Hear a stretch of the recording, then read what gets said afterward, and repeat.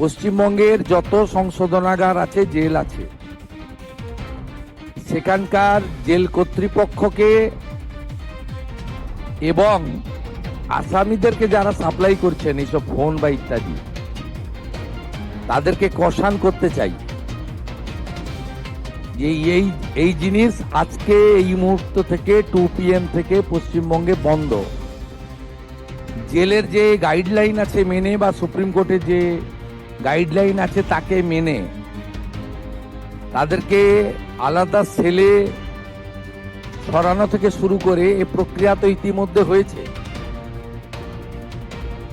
সন্দেশখালীর কুখ্যাত ক্রিমিনাল শাহজাহান সহ যারা জেলে বসে এখনো নেটওয়ার্ক চালাচ্ছেন, তাদের বিরুদ্ধেও কারা কর্তৃপক্ষকে with the help of Kolkata police এবং রাজ্য পুলিশ